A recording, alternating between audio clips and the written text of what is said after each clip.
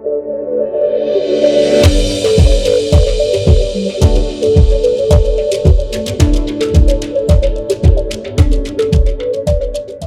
everyone, I am Dr. Shashikant, Senior Consultant Cosmetic and Plastic Surgeon. Rhinoplasty or nose job అనేది ఎవరిలో చేయాలి మనం జనరల్గా?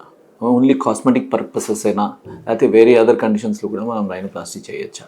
రైనోప్లాస్టీ అనేది ఏదైనా సరే నోస్ షేప్ని చేంజ్ చేయడాన్ని రైనోప్లాస్టీ అంటారు. అది కాస్మెటిక్ రీజన్స్ అవ్వచ్చు. కాస్మెటిక్ రీజన్స్ అంటే ఓన్లీ షేప్ చూడటానికి తనకు అంటే ఫర్ పర్టికులర్ పర్సన్ ఒక మనిషికి తన నోస్ తనకు నచ్చకపోవడం వల్ల అపియరెన్స్ దాన్ని చేంజ్ చేసుకోవచ్చు. అంటే తనకి నచ్చిన షేప్కి దగ్గరగా చేంజ్ చేసుకోవచ్చు. ఆ తన ఫేస్కి సరిపడా అంటే ఏదైతే ఈక్విలిబ్రియం ఆర్ ఈక్వేషన్ సరిగా లేదో ఆ ఈక్వేషన్స్ మనం కరెక్ట్ చేసుకోవచ్చు. దట్ ఈస్ ప్యూర్లీ అంటే ఆ ప్యూర్గా కాస్మెటిక్ పర్పసెస్ అంటే చూడడానికి కోసం ఇంప్రూవ్ చేసుకోవడానికే చేసుకోవటం అదొక టైప్ ఆఫ్ రైనో. కొంతమందికి ఏమవుతుందంటే రోడ్ ట్రాఫిక్ యాక్సిడెంట్ కానివ్వండి, చిన్నప్పుడు దెబ్బలు తగలటం కానీ, క్రికెట్కి ఆడేటప్పుడు బాల్ తగలటం కానీ, ఆర్ఎల్స్ ముందుకు పట్టడం కానీ, రకరకాల ఇంజురీస్ వల్ల నోస్ డ్యామేజ్ అవుతుంది. నోస్ పక్కకు పోతూ ఉంటుంది, ఒక్కొక్కసారి డీవియేటెడ్ నోస్ అంటారు.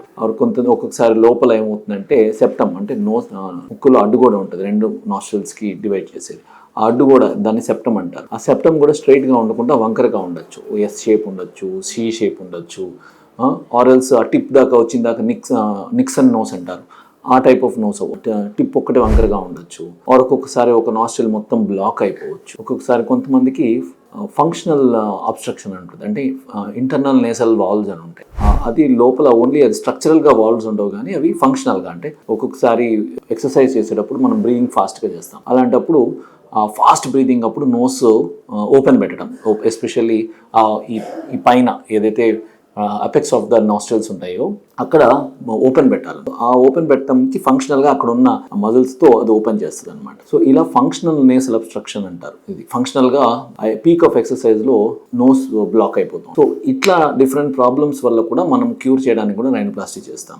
ఉదాహరణకి మనము డీవియేటెడ్ నోస్ అనుకోండి. డీవియేటెడ్ నోస్ అంటే మనం ఏం చేస్తాము, డీవియేషన్ అనేది లోపల అడ్డుగోడ్ లెవెల్లో ఉండొచ్చు, అలాగే బయట నేసల్ బోన్స్ అంటే ఏదైతే ఈ బోన్స్ ఉంటాయో అవి కూడా వంకరపోవచ్చు చిన్నప్పుడు యాక్సిడెంట్ వల్ల కానీ దెబ్బలు తగలడం వల్ల కానీ. సో వాటిని మనం కరెక్ట్ చేయాలి. ఎలా కరెక్ట్ చేస్తాము?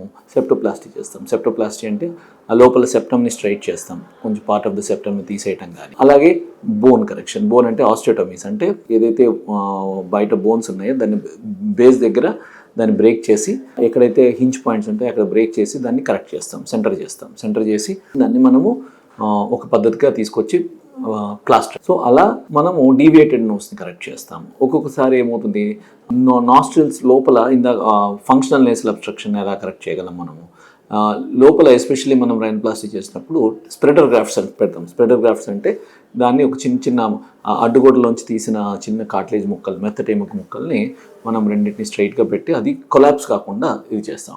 ఇలా మనం ఫంక్షనల్ నేసల్ అబ్స్ట్రక్షన్ని కరెక్ట్ చేయగలం. అలాగే ఒక్కొక్కసారి లోపల నేసల్ చిన్నప్పుడు కొంతమంది చిన్న దెబ్బలు తగలడం వల్ల నేసల్ కూడా ఈ అబ్స్ట్రక్షన్ కూడా నాస్ట్రిల్స్ కూడా ఒక్కొక్కసారి తేడా వచ్చేస్తుంటాయి, లోపల బ్లాక్ అయిపోతూ ఉంటాయి. సో వాటిని నాస్ట్రిల్ సైనికే అంటారు. సైనికే అంటే అవి అతుక్కుపోతుంటాయి. సో దాన్ని రిలీజ్ చేసి ఏదైతే అక్కడ రా ఏరియా ఉంటుందో, అంటే అక్కడ పుండు ఉంటుందో దాని మీద స్కిన్ గ్రాఫ్ట్ వేస్తాము, ఫుల్ థిక్నెస్ గ్రాఫ్ట్ అంటారు. సో అట్లా రకరకాల ప్లాస్టిక్ సర్జరీ ప్రిన్సిపల్స్ యూస్ చేసి మనము నోస్ని రీకన్స్ట్రక్ట్ చేస్తాము. అలాగే ఒక్కొక్కసారి మనం క్యాన్సర్ ఎఫెక్ట్ అయినప్పుడు, ఎస్పెషల్లీ స్కిన్ క్యాన్సర్స్ ఎఫెక్ట్ అయినప్పుడు ఆ ఏరియాలో పార్ట్ ఆఫ్ ద నోస్ తీసేస్తుంటాం. సో దాన్ని కూడా మనం రీకన్స్ట్రక్ట్ చేయొచ్చు అనమాట. సో అలా రకరకాల ప్లాస్టిక్ సర్జరీ ప్రిన్సిపల్స్ యూస్ చేసి మనము రైనోప్లాస్టీ అంటే కాస్మెటిక్ కాకుండా నాన్ కాస్మెటిక్ పర్పసెస్ కోసం కూడా రైనోప్లాస్టీ చేస్తుంటాం.